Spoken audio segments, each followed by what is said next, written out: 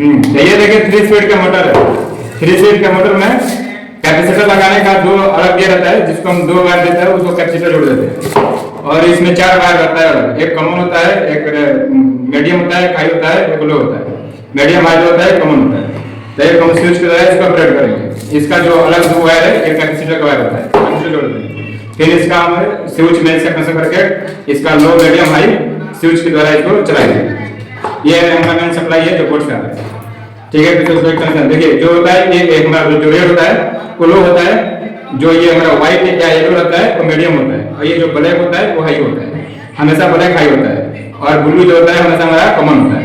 Common wire को हम direct supply देते हैं, और ये जो हमारा मीडियम और हाई ये जो लो है ये स्विच के द्वारा मेन सप्लाई प्रोवाइड करते हैं। मेन सप्लाई स्विच में प्रोवाइड करेंगे, और इसके द्वारा परापरी हमारा लो मीडियम हाई के द्वारा ये मोटर को इस वायर को कनेक्शन देगा और मोटर हमारा ऑपरेट होगा। चलिए इसे कनेक्शन करते हैं। तो ये जो हमारा कॉमन है, इसको चेक करेंगे, सीरीज बोर्ड से चेक करेंगे, चेक भी कर सकते हैं, और हमको पता है इसलिए हम इसको डायरेक्ट सप्लाई देंगे कॉमन को, और ये मीडियम हाई को स्विच के द्वारा देंगे जो हमारा बोर्ड ऑपरेट होगा, ठीक है। चलिए, तो इसमें जो हमारा इसमें जो ये बीच वाला है इसको मेन सप्लाई देंगे जो हमारा इसके द्वारा होगा, और ये कॉमन को भी इसमें डायरेक्ट देंगे। और ये जो हमारा 4 है, एक हमारा ऑफ होने वाला है और 3 मेरा हाई मीडियम लो होने वाला है। तो इसमें हमारा एक नंबर जो है वो हमारा लो होगा, 1 नंबर हमारा जो होगा वो लो होगा, और 3 नंबर जो होगा हाई होगा, और 2 नंबर हमारा मीडियम होगा। तो हम लो में रेड कलर को वायर को कनेक्शन करते हैं।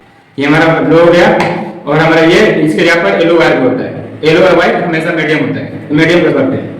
और हमारा ब्लैक जो होता है वो हाई होता है, हाई वाला को 3 नंबर पर करते हैं। और ये हमारा कॉमन को डायरेक्ट सप्लाई देंगे, और इसको इसमें हम मेन एक सप्लाई देने के लिए इसके द्वारा मेन सप्लाई देंगे जो बीच में होता है, और इसके द्वारा ही सप्लाई तीनों को बराबर जाता है, जिसके कारण हमारा मोटर ऑपरेट होता है।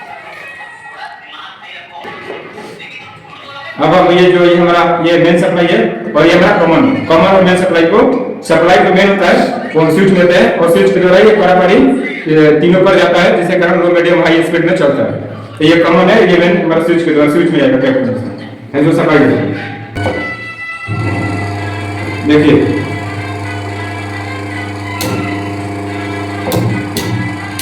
ये हमारा ऑफ है, अभी हमारा स्विच ऑफ है, और ये जो कॉमन दिया सप्लाई डायरेक्ट मोटर को कॉमन दिया सप्लाई, और ये जो मेन सप्लाई है हमारा स्विच में है, और स्विच में अभी हमारा ऑफ पोजीशन पर हमारा स्विच है।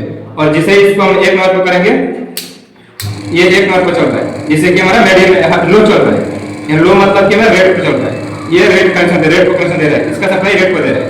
और 2 नंबर पर करेंगे हमारा व्हाइट को कनेक्शन दे रहा है, ये मोटर हमारा 2 नंबर पर चल रहा है, मीडियम चल रहा है।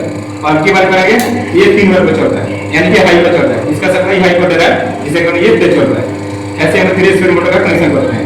और इसमें हमारा ये कूलर का है, तो कूलर में भी हमारा स्विंग होता है, स्विंग मोटर होता है और पंप मोटर होता है। तो पंप मोटर और स्विंग मोटर का यहाँ से कनेक्शन देते हैं, और स्विंग मोटर स्विच से कनेक्शन मोटर देते हैं, और हमारा पंप मोटर का स्विच है जो पंप में देते हैं, और उससे कॉमन जो होता है डायरेक्ट सप्लाई देते हैं। तो ऐसे हमारा कूलर का वायरिंग होता है। Thank you.